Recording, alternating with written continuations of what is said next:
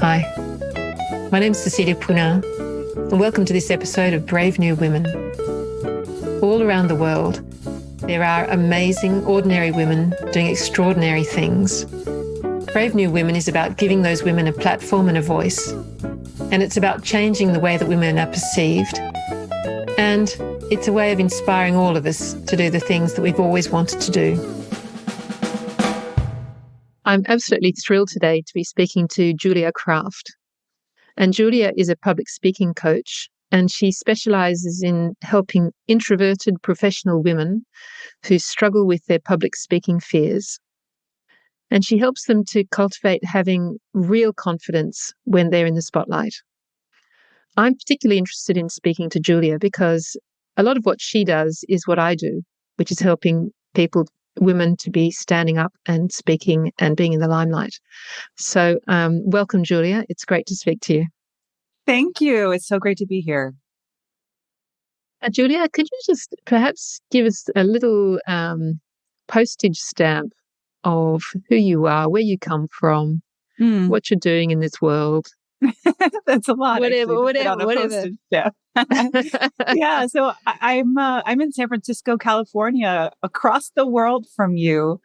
And I work from home. I live in a house where I can see the ocean from my office window, which is really sweet. And I, like you said, I specialize in working with introverted women who have a history of public speaking fear, performance anxiety, and are really at a point in their lives where they're done with it, and it's holding them back in their careers or from growing their business. And they want to be more confident, but authentically confident, which means that they can be themselves. They can be introverted. They can be a woman. They can be whatever they feel they truly are, and be a comfortable and confident communicator. Tell me, how long have you been running your business? Gosh, it's been about 8 years now, I think. Yeah. And how did you come into specifically working with introverted professional women on public speaking? Well, first of all, I'll say that I am very introverted, and it was a journey to accept that about myself and honor that in myself. And so I think the progression of my work as a public speaking coach has also mirrored the progression of my growth individually. My work started it grew out of my training in theater. I was trained as an actress. I then became a yoga teacher because I didn't want to be an actress, because that's when you get rejected all the time. It's a really hard industry to get into. So I became a yoga teacher, which is a great way to use my skills around presentation and performance and be in my body and everything. And then I wanted something more, right? And I started teaching yoga teachers about their voice, about how to be confident in the spotlight when they're up in front of the room, and all the things that I had learned and been practicing. And I realized really quickly that yoga teachers, first of all, weren't making a ton of money.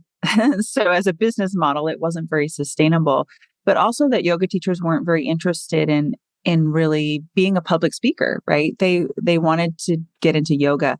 And so I transitioned to working with professionals and entrepreneurs and got some more certifications and everything. And working on that level, more with this public speaking oriented work. What I started to see after years of thousands of professionals that I trained in big companies, and I worked for some other public speaking training companies, so I learned other ways to go about it. I started to see that my clients, my students, some of them could apply what I was teaching, the public speaking best practices, all the little tips and tools. Some of them could apply it very well. You throw them up in front of the room, say, try this out, and they can do it and they thrive, and they'd walk out feeling confident. And then some people that would be thrown into that same situation crumbled, they'd be sweaty. They couldn't get words out and really couldn't apply the technique that I was giving them. And I'd see them then go back to their seat, and after they had to present it, and like I said, crumble, just this sense of self-defeated. Those were the people that I would like never see again. They wouldn't come back to a training. When I was working with clients one-on-one, I got to ask more questions of these kind of people. And I started to discover that, yeah, they're more introverted. They're more shy. They have a history of anxiety and panic as just almost a personality trait. They're like, this is just how I am. I'm sort of an anxious person. I get stressed. And that's another point, that a lot of them had stress in their life. There was overwhelm, there was stress. And a lot of them were women, I got to say. Women tended to struggle with this kind of put on the spotness more than some of the men that I trained. Mm-hmm. And this was just, years and years of doing this work, starting to see it. And alongside that, I was growing myself individually, that I was starting to realize I was exhausted from teaching public speaking trainings, driving to companies in the Bay Area or flying somewhere to teach a training, hitting the ground running, teach a training for 8-9 hours and then drive back or fly back. I mean, I was burnt out. I started to ask questions of myself, like, is this sustainable? And what do I need in order to be able to do this work, which I love. I love teaching trainings. I love speaking. But what I needed was a lot of downtime. What I needed was restoration and self-care and things that were the exact opposite of visibility in public speaking. And I really dove into honoring my introverted nature. Moving some of my clients online was really good for me as an introvert. I wonder if other introverts out there, would say, yeah, COVID was great because then I got to be at home and, take good care of myself. There were elements of being able to cocoon that I really needed. And I started to heal my overwhelm, my burnout, my adrenal fatigue, and also align myself with the kinds of speaking opportunities or the kinds of trainings that would, be more fulfilling to me. But I think more so than even the kind, it's like the amount. Maybe you relate to this, Cecilia. It's like, I can't do 4-day-long trainings in a week. It's not sustainable. I can do one. I can do maybe 2 light speaking gigs in a week, like an interview like this, but then I need to rest. And so, like, just really understanding my nature. So when I started to understand my nature, I started teaching differently and started to recognize the signs of burnout, overwhelm, panic, anxiety in others. Because I absolutely think I came to realize that I was an anxious person, that I hadn't even really noticed that. Like, oh, wow, that's anxiety, and it's creating more stress, and it's exhausting me. So I started diving into, for myself, nervous system regulation techniques beyond what I was doing already from my yoga training, but like, how do I really calm my nervous system? And all of this led to what I'm doing now, which is that I really own the fact that I specialize in this, right? That I have a unique background that serves these women, this somatic training around how to regulate your nervous system, how to take care of your energy and manage your lifestyle for speaking and visibility. And then, of course, bottom line, the speaking skills, which for introverts, we tend to lean towards a script or knowing everything we're going to say. Or I remember you, Cecilia, you were saying, I tend to do dress rehearsals with people for the podcast. That is, if you were interviewing an introvert that has a history of performance anxiety, they probably would jump on the opportunity for a dress rehearsal because they want to get it exactly right before it's the real thing. That whole mechanism is actually holding an introverted woman back significantly from growing into her confidence, from trusting herself, from releasing anxiety. Does that make sense? Yeah, I'll just to stop you there because there's a lot that you've said, and there's a lot that I want to come back to. Please, so I want to go right back to if you were an introvert, what was it that made you want to do theatre studies? Oh yeah, great question. Growing up, gotta love my parents, but I felt like there wasn't a lot of room for me to be the big, bold, expressive, emotional girl that I am. It was a very quiet, sort of contained home and culture that I grew up in. Theater was my way to find myself. When I was in a character, when I was in a play, when I was in the training rooms and practicing and rehearsing, theater training is actually more interesting to me than being in a play. Because in theater training, you're just exploring, you're doing weird vocal exercises and rolling around on the floor and accessing your emotions. And it's very cathartic. It's sort of like therapy. And that was so good for me. I'm naturally a very expressive, emotional, deep, woman that really wants to be connected to people. Like, that's really important to me. I don't want surface stuff. I want to really connect. And so it was in the world of theater that I found that for myself. Now, that doesn't mean that I am perfectly made to go off and be an actress. Like, that's a whole nother thing in terms of being a career path. But it's actually those training rooms that I loved, which is now what I create for women. That room, that container where a woman can be seen and heard for all of her and be messy. And I guide women through very messy exercises where they get to be really loud or really emotional and be held in that. And then they find what they maybe have been holding back for a long time. Integrate that. And then there's no more fear. There's not as much fear about whatever happens, whatever comes out of you, it's okay. So that's my journey with theater. Makes sense? I mean, yeah, absolutely. I don't know. I haven't done nearly as much theatre as you have, but I've done a couple of one-woman shows. Oh, very And cool. So one of them, the last one that I did, when I saw the video, I was just absolutely shocked because I was so vulnerable. Yeah. And I think that, being able to be so vulnerable on stage is then, for me, that was when the connection happened with the people in the audience. Yes. And that's when it spoke to them. Yes. So I just wanted to reflect back my experience in relation to what you were Yes. saying. That transparency, what I often call authenticity, because that's what the word women often use, but it is that just being seen and not blocking anymore. It's so healing for you as an individual, allowing that, but it's also healing for an audience. That's immediately when an audience leans in, they hear everything that you say and they remember it. So for a professional woman, if she wants to increase her reputation and credibility and make sure people are understanding what she's saying, and taking her seriously, this is the exact kind of presence that she needs to cultivate. The other thing I wanted to come back on was you were saying that you were making the parallel between introverts and anxiety. Mm-hmm.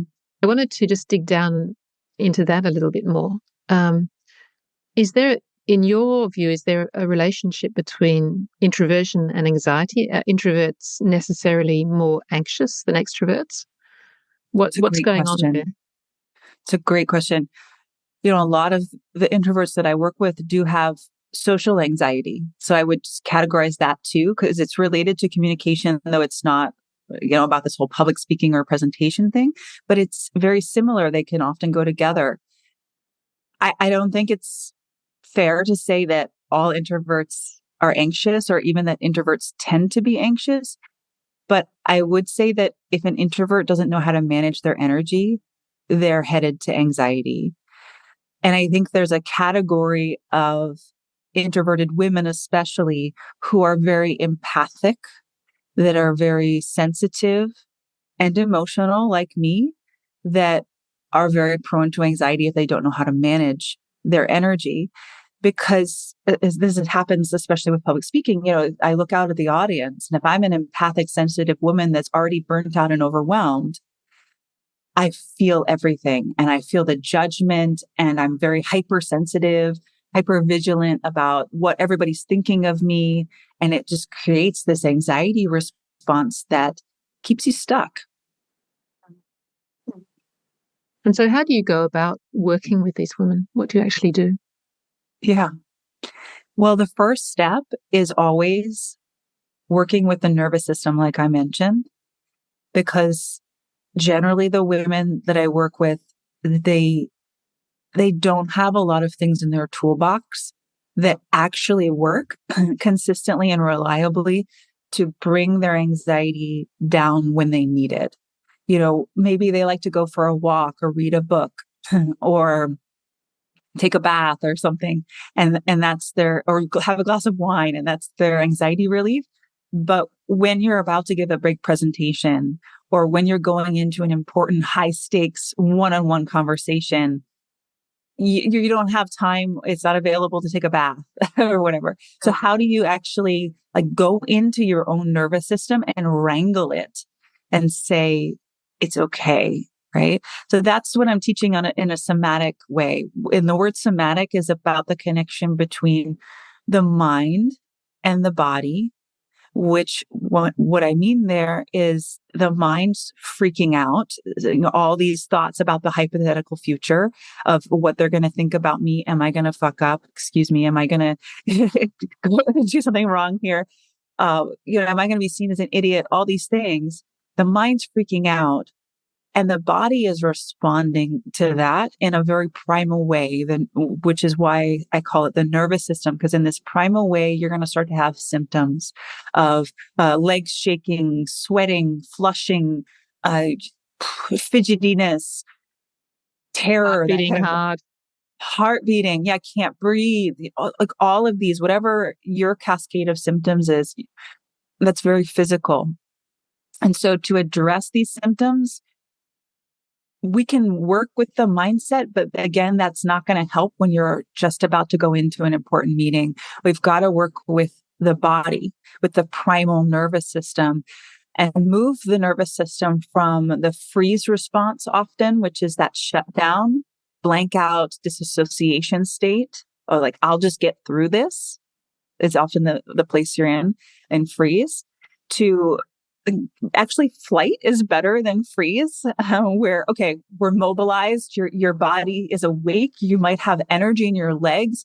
That's when, in terms of practices, I might have you actually kick or hit or pound the floor or run around and jumping jacks, like get your muscles active. And that's part of the fight response too. The fight response is more in the arms. Like I want to like hit something. I want to like get it out. And that's good. That's good. It gets us out of the freeze state.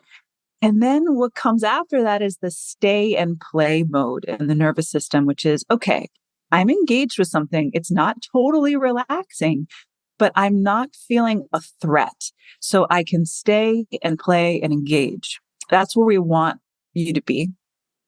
And the process to get there is, like I said, can be expressive exercises. It can also be exercises like progressive relaxation, which is a very relaxing exercise, but you engage the muscles. So I guess I would just say as a caveat, when I say calm the nerves or calm the nervous system, people often think, let me sit and meditate. Generally, that's not going to help. That's just going to stir things up because you're trying to like contain a tiger like inside. So we need to use the energy, to access it, let it flow through you. And that's scary a lot of times for women. They're not used to being in touch with their energy, their expression, their emotions so much. So you learn how to contain and hold your own emotions and not be afraid of them. Mm-hmm. I often think of it as, two things really. One is that excitement is the flip side of fear. Yes. Yeah. You know, it's just emotion, and you're scared because you care, and because it's important. It's important to you. Yes. And the other thing I think about is, I think about it as, you know, the primal emotions in the base of your spine, yes, in the base of your brain, which is, you know, where all the fight, flight, freeze responses are, and getting back into your creative potential, possibility, And I think that's all that we coaches ever really do, is just move people from being scared to being creative. So Yes, it's I just love that. another way of saying exactly what you're saying. Yeah, I like that image too. In terms of you're scared because you care. Uh, I think a lot of times it's really good to detach too. Like, don't care so much. It's like, uh, Mm. it's okay. Whatever happens, it's okay. Yeah. And the other image I like is, when I find when I'm public speaking, it, it's like stepping off into the ether. It's like Mm, stepping off a cliff, because there are no guarantees.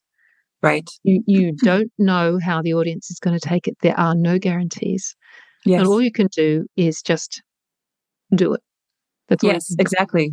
And just do it badly, However it is. Yeah. or just Yeah. however Which it is, turns out. I mentioned earlier about scripting and moving women away from scripts. And this is really essential to my work, is training women, introverted women, in improvisational techniques, Mhm. which more than anything is just holding them, creating a container where they can jump into that deep end, like you're talking about, and be scared and then realize that it's okay, right? That the words do come to you. Mhm. 99.9% of the times, the words will come to you, and somehow they will be the right words. That's my personal philosophy. But, when we get into the mindset stuff, that's the mindset of, like, I believe that the right words will come to you in the moment, even if it's different than you thought you would have said or have never said before. Just trust that in that moment, for whatever reason, those are the right words. Mm. Yeah. I love it. And that releases anxiety right there, right? That Yeah, mindset. yeah, yeah. And the thing is, we know how to speak. Yes. We do it all day, every day. We know how to speak. Yes. We just have to trust that we're going to know how to speak. Yeah, I know. It sounds so simple. Mm. I also think that people expect that because we know how to speak, that when we get up on stage, we should just know how to do it, Mm, and that they forget that it's a practice, and that it mm. takes practice, and that sometimes it's going to be great, sometimes it's going to be rotten, sometimes it's going to be in the middle, and it's just practice. It's a live human experience, whether it's recorded or virtual or in person or whatever. It's a live human experience. And so a live human experience can be terrifying. Like, we often avoid that. Like, we want to have everything really controlled and organized and pre-planned. And, I think it's such a beautiful gift that speaking and communication moments give us, to come back to our humanity. It's just like, okay, you and I, human beings, right? Are across the world right now, connecting our nervous systems together. It's an amazing gift. So, yes, jump it over off the cliff and just be present, right? No, I love it. I love it. Have you had any particular women that you've worked with where the results have been spectacular? Oh, yeah. Well, I got to say that everyone I work with sees growth in their confidence, right? There's a release of tension and that perfectionism we talked about. Often the goal for women is just to not feel the anxiety anymore, for it to just not be an issue. And in most women I work with, that happens. But a great example of, like, really spectacular results that I'm really proud of. A woman that I worked with a few years ago, she's from an Asian American heritage. A lot of women in the Bay Area actually are, that I end up working with. So I've had this pattern several times. And her mother was very strict and very quiet. Her father was also very strict, but her mother was specifically quiet and only spoke to her in very strict ways. And so she internalized this sense of being a woman is being quiet, being sort of demure, and like waiting for that permission from outside. So fast forward in her career, she wanted to be an actress. This is somebody that actually really wanted to go all the way into being an actress. She was auditioning in LA for TV shows and all this. And she kept getting roles that were like the nice mother the like assistant in the background that was very quiet and very nice. And my client knew that there was so much more inside of her that she could give. And so we worked on her wildness and her emotion and her really trusting herself and being comfortable in that and showing that in auditions, because that's a lot of pressure in an audition. And then she got this role in a pilot of what was it called? Zoe's Extraordinary Adventure. I don't know if you know that one. It did end up coming out where she was cast as a woman, totally sassy. Like she was belting out a song at the top of her lungs, really sassy. And I wish I could show you a picture. I always show this in my presentations. So I have a snapshot of her, like I can't see my face, but like totally sassy. And it's just a huge transformation and accomplishment for her. Now that's in terms of acting, but that kind of thing I see happen with professional women all the time, that they stand up to their bosses and speak their mind, or they get that promotion or that job offer that they've been wanting. It's amazing what can happen. It just sort of drops into your lap when you show up differently. Yeah. So they're getting results not just from in public speaking, but elsewhere in their lives. Mm. Yes. And it's just because they show up and they're willing to be more of themselves and be seen as a leader, right? And then the opportunities come. I always say, beware. If you've been afraid of public speaking, you probably will start getting opportunities to speak. So, Oh, it's a fabulous story. Yeah. I just there's something I wanted to ask you before, so I'll just jump back to it. Why do you think that you were seeing many more women who were introverted than men? Well, I'm certainly not a scientist, but what I can say from my personal experience with myself and with all the women that I've worked with is that I do feel that there is a biological difference between men and women. And I think that difference isn't often honored in our culture. Now, I'm in America. I don't know what it's like where you are, but I just feel that, the women's revolution and everything has in some ways stripped women from being able to just be women, which is we have a cycle that's monthly, right? Men have a cycle that's more 24 hours with the sun. Women have a cycle that's monthly.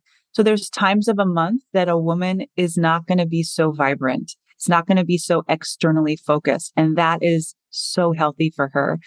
But in our culture, whether you're an entrepreneur or a professional, there's a mindset of you always have to be on. You have to be consistent.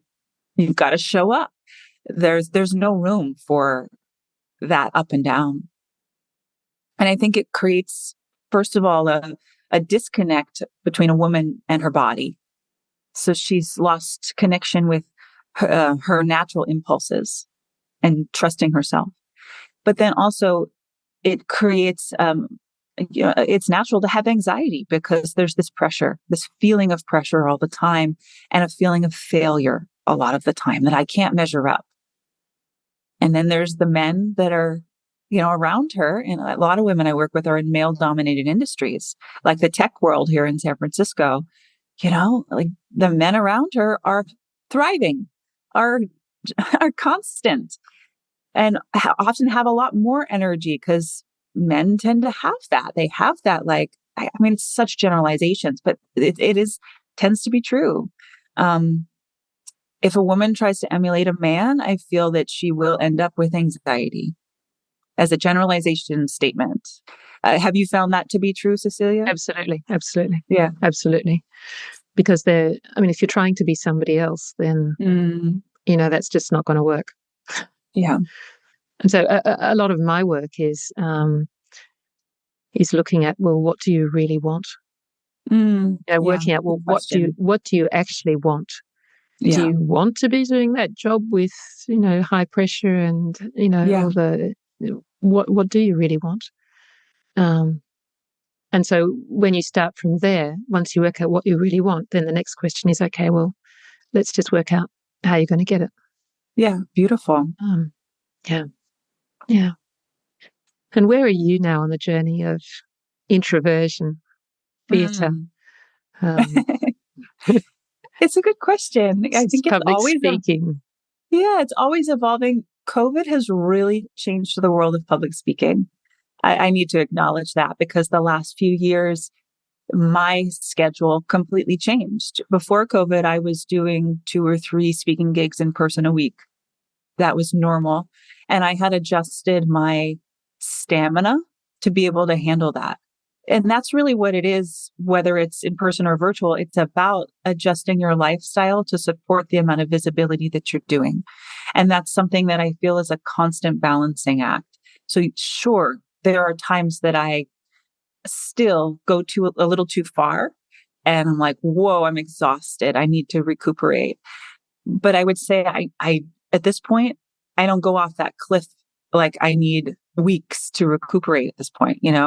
I know how to keep a balance and know the signs of when I've gone a little too far and need to pull back in. I think also, to be honest, virtual speaking is good for me. Like as an introvert, it gives me the ability to, not have that travel time, not have so much small talk and just focus on the speaking itself. And then I can turn off the screen and go sit with my cats and have my cup of tea, So there is something really wise in the business model that I've created as well, that it is virtual. That being said, I love going to see my in-person clients here in San Francisco. I have Friday afternoon blocked for my in-person clients. And I know all week that I get juiced up to go see them. And then, it's Friday night. So then I go out with my husband and it's a weekend. And I organize my week that way too, so that being in person with people doesn't drain me. So, it's been really an evolution and a lot of experimentation, and I'm sure it will continue to be. I mean, speaking to you, I would not say, my goodness, isn't Julia an introvert? That's what people usually say. I know. That's why I have to tell them. Yeah. My husband would tell you, like, I just like sort of cocoon and I go really quiet. And, that's me. It's always been me. And it's been new in my recent years to really honor it. I love that. Yeah. Julia, I'd like to ask you the 2 questions that I always ask at the end of the podcast. So the first is, it's been underlying in a lot of what you've said, but has being a woman for you, has it been positive and negative or neutral? In terms of my life or my work? In terms of your work. Yeah, in terms of my work. It's interesting. I don't have a strong yes or no towards that. I love being a woman. I'm really thankful that I came into this life as a woman. And I'm very passionate about women's health and well-being and understanding what it means to be a woman. So in that way, I guess I would say it has been a good thing for my work because it has allowed me to differentiate myself and follow my passion, that I can speak to the experience of women. I love being in a group of women, one man, I'm like, go. Let's have our women's group. I love that. So, I like being a woman, and I like being a woman in terms of work. But I hear all the time how it's a challenge in some environments, in some companies, to be a woman. And I think, like we already talked about, that the dominant mindset and culture, especially in the business world, in the entrepreneurial world as well, is a masculine mindset. And I know that that's hard for a lot of women. And so I hope that I can be sort of a beacon of feminine energy that's also successful, but from that feminine perspective. And if you had a message for the people who are listening, what would that message be? One thing that you could say to them. Yeah, my sign off is always, the world needs your voice, and it's time for you to speak to inspire. And I really do believe that a woman who has been nervous and anxious all her life about her voice and is more introverted needs to remember that the world needs your voice. In fact, it's the introverted ones and it's the women who often have the most important messages that the world hasn't heard yet. I trust that you've taken time to really feel into and think through what you want to share, because don't we as introverts, right? We really take our time. And so it's important to remember the world needs your voice. And if you've found me, then allow the message to be heard that it's time for you to speak to inspire others. Well, I couldn't agree more, Julia. I couldn't agree more. I think that the more we have the feminine in each of us that is expressing itself, I think the better off we're going to be. So thank you. It's been a joy to speak to you and to hear about how you work. And thank you for being on the podcast. Thank you very much. I hope you've enjoyed this episode of Brave New Women. Certain podcast sites such as Google Podcasts, Apple Podcasts, or Podchaser let you leave a rating and a review.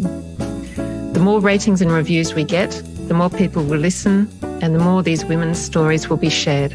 So I'd really appreciate it if you could. Thanks for listening.